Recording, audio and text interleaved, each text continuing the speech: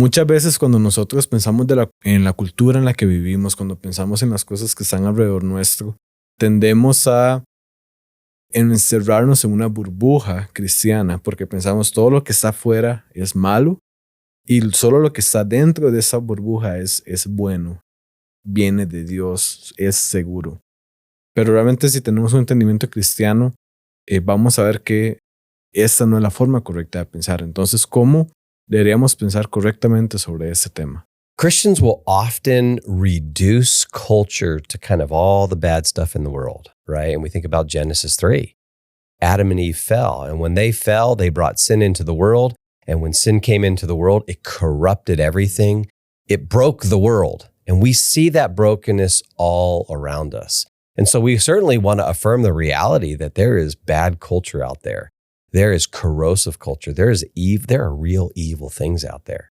But we don't want to reduce culture just to the bad stuff out there. Because before Genesis 3, there was Genesis 1. And God is the creator of the world. And what we see in Genesis 1 is God creates the universe. He fills it.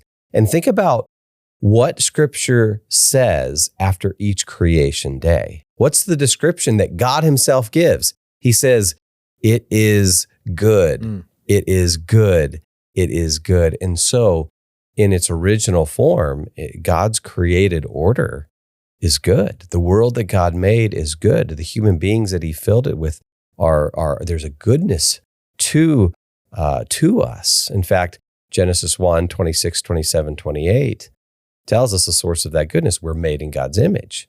And so we have inherent value and dignity, right? And then comes Genesis 3. And so you have sin and the fall. So both of those aspects need to be held together in tension by Christians. So when we look around the world and actually think about this, I think the Genesis 1 and Genesis 3 have incredible explanatory power, meaning the truth we find in Scripture gives us the best explanation for the reality that we see around us. It accounts for everything. It gives coherence. It makes sense of the world, right? So how can we have human beings who can do such amazing things, right? Who do create these amazing pieces of art that just inspire us with awe, who build cities and full civilizations and can do all these amazing things. And at the same time, we've got those same human beings who do horrendous evil things. And we look at the history of humanity and it's littered with dead bodies because of all the evil that humanity does. What kind of creatures are these who are capable of these amazing things and capable of unspeakable horrors? The Christian worldview accounts for that. Human beings made in God's image who reflect the Creator, who do what the Creator does, right? We see in Genesis 1, God forms the universe, he forms the world, and then he fills it. And then he gives us the same command, be fruitful and multiply, subdue the earth and rule over it. So then he commands us to fill the earth and then form it, meaning have families and build culture, right? And so culture building is actually part of God's first commission to humanity. We call it the cultural commission. Have families, build culture, rule over the earth.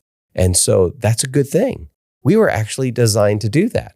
And notice that comes before Genesis 3. That is before the fall.